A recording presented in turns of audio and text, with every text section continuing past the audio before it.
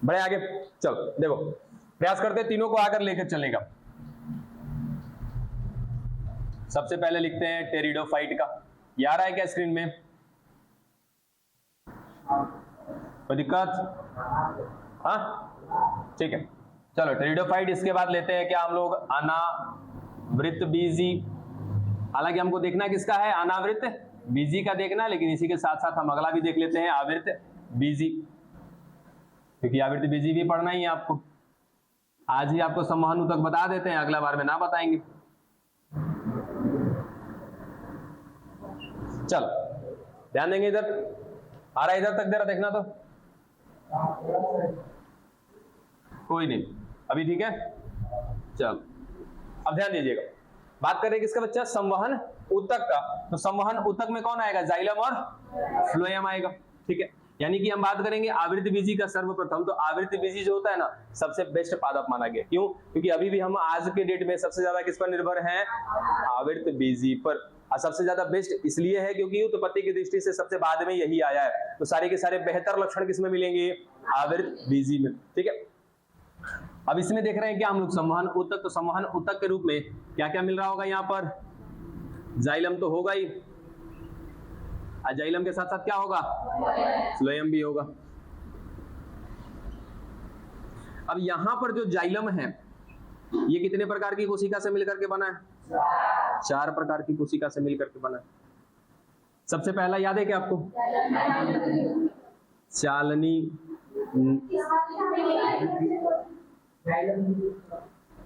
वाहिका, ऐसा लिख देते हैं, वाहिका, ठीक है।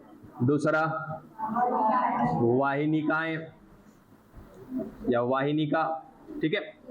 उसके बाद जाइलम मृदुतक, जाइलम यानी कहते हैं मृदुतक। चौथा हो जाएगा क्या, जाइलम रेसे। चलो ये 4 मिल गए, भूजा कॉपी में, ठीक है। अब यहाँ देखो फ्लोएम की बात करें तो फ्लोएम भी क्या बच्चा, ये भी 4 प्रकार की कोशिका से मिलकर के बना है। सबसे पहला कौन, चालनी नलिका। दूसरा कौन, सहायक या सह कोशिका, दोनों बोला था, सहायक या सह कोशिका है। अरे लो ना भाई, सहायक कोशिका, अरे ये बुढ़वा क्या लिखे हैं,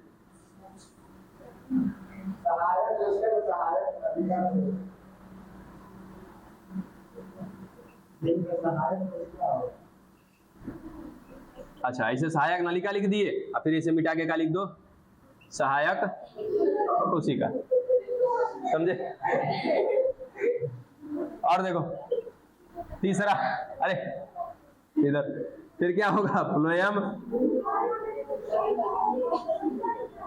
अरे मुंह बंद रखो थोड़ा सा, फ्लोएम मृदुतक।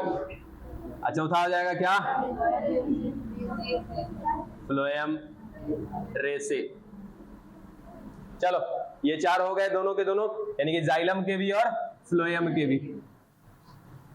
यहां देखिएगा अनावृत बीजी की बात कर रहे हैं, ठीक है। अब अनावृत बीजी में सीधा सीधा कौन, जाइलम, जाइलम के बाद देखेंगे इधर कौन, फ्लोएम।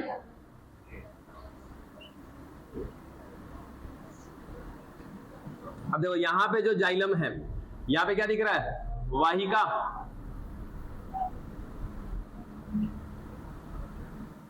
दूसरा क्या होना चाहिए,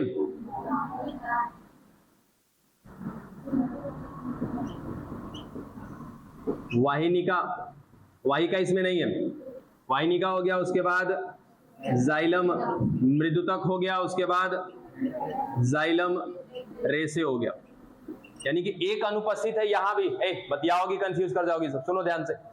क्या है, वाहिनिका है, वाहिनिका के साथ साथ जाइलम मृदुतक, जाइलम मृदुतक के बाद क्या है, जाइलम रेसे। कौन अनुपस्थित हो गया यहाँ पर, ठीक है। फ्लोएम की बात करें जरा, सबसे पहला कौन, चालनी नलिका है ना वहां पे, यहां पे लिखना कोशिका, ठीक है। इसमें अनावृत बीजी का जो फ्लोएम है उसमें चालनी कोशिका मिल रही है, जबकि वही आवृत बीजी की बात करें तो कौन मिल रहा है, चालनी नलिका मिल रही।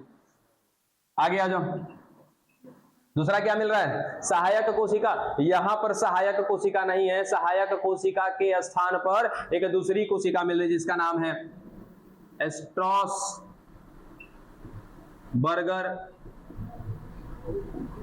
कोशिका। बर्गर से याद रखना। और उसके बाद कौन, फ्लोएम मृदुतक। चौथा कौन मिल रहा है, फ्लोएम रेसे।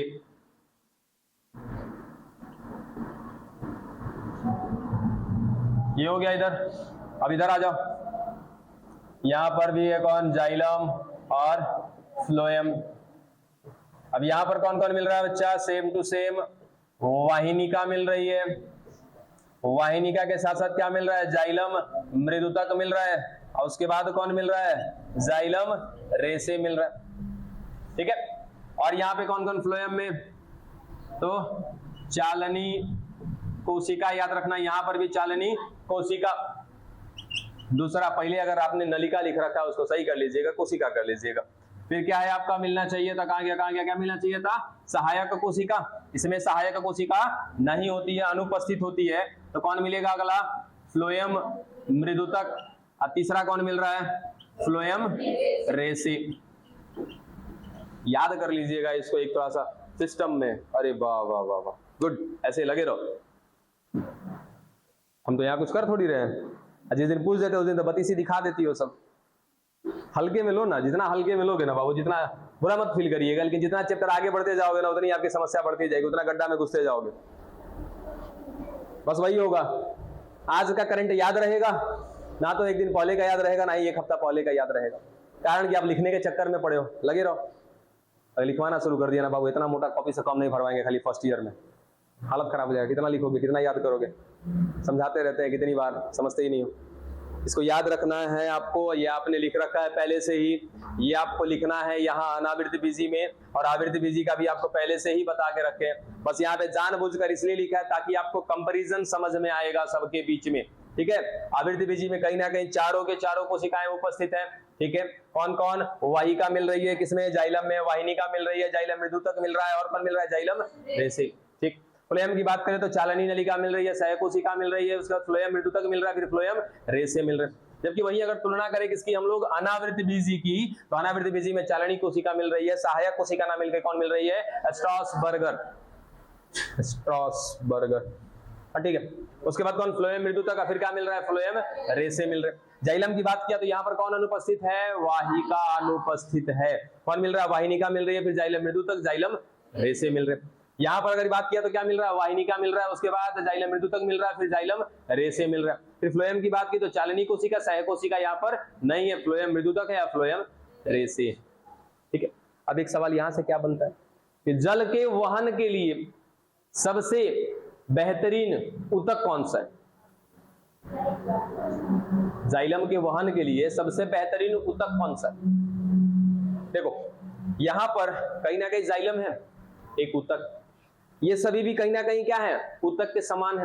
कैसे ऊतक के समान है, क्योंकि वाहिका किसी एक कोशिका का नाम नहीं है, कोशिका के समूह का नाम है। कोशिका का समूह क्या कहलाता है, ऊतक कहलाता है। ठीक है, तो ये वाहिका क्या है, ऊतक है, वाहिनिका का है, ऊतक है, जाइलम मृदुतक भी क्या हो जाएगा, ऊतक हो जाएगा, और उसके बाद जाइलम रेसे भी क्या हो जाएगा, ऊतक हो जाएगा। ठीक है, जाइलम ही क्या करता है, जल का संवहन करता है ना।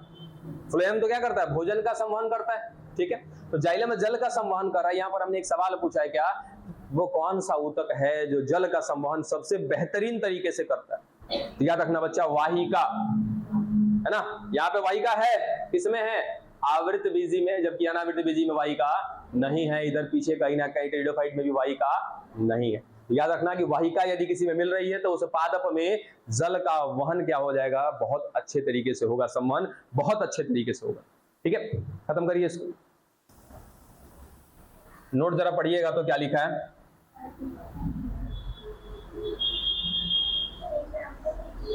दे रहे हैं। नोट समझ में आ गया क्या।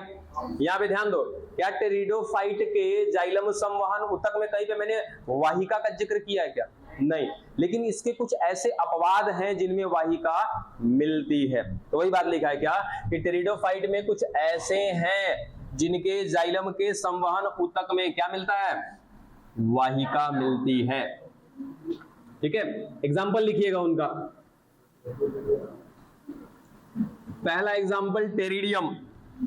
अब टेरिडियम पी से स्टार्ट होता है, पी यहां पे साइलेंट है, टेरिडियम।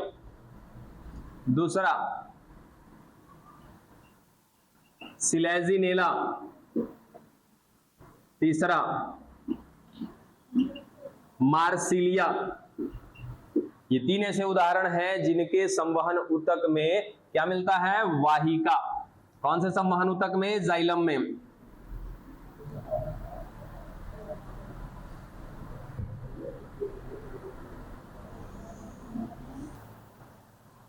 हो गया? आइए एग्जांपल देखिएगा इसका।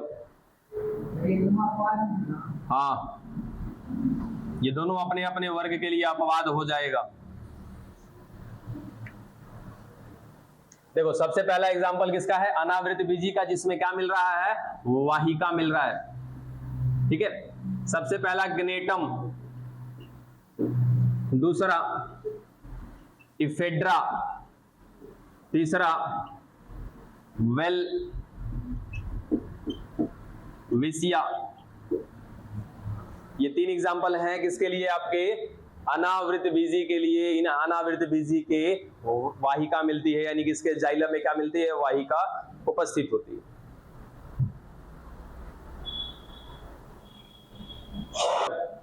एक और नोट क्या है? अगला पॉइंट लिखिएगा, नोट छोड़ दीजिए, पॉइंट में लिखिए।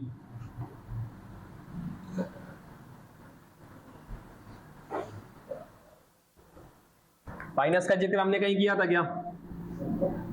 पाइनस एकदम किया होगा, नहीं किया है तो एक और शब्द का जरूर जिक्र किया होगा, कवक मूल।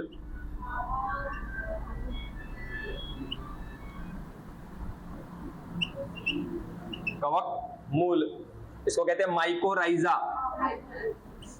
हिंदी में भी माइकोराइजा कह सकते हो,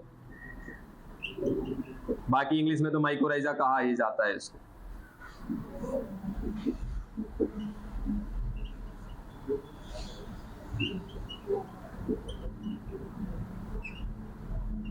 या फिर कवक मूल कहते हैं। अब ध्यान दीजिएगा, ये पाइनस जो है ये क्या है? एक प्रकार का अनावृत बीजी है। तो ये पाइनस का ये जो पादप है, इसकी जड़ें हैं, और इसकी जड़ों में क्या मिल रहे हैं? कवक।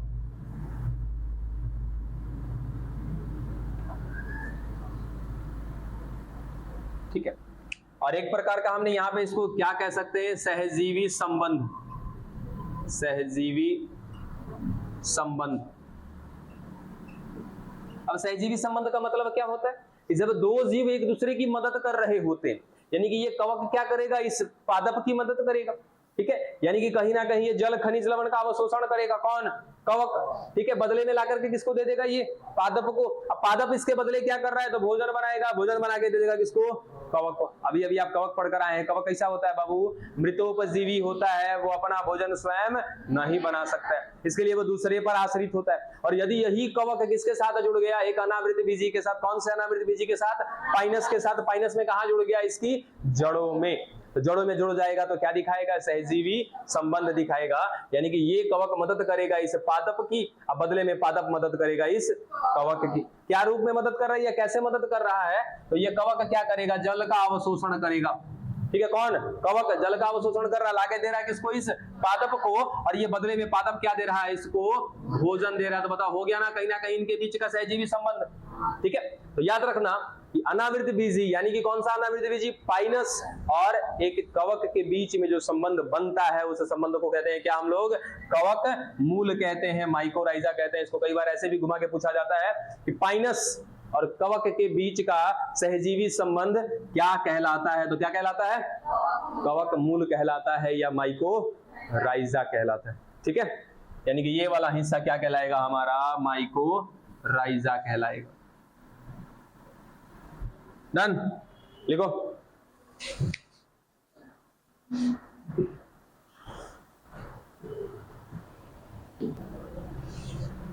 एक और देखिएगा, एक और सहजीवी संबंध, वो भी अनावृत बीजी के साथ ही है।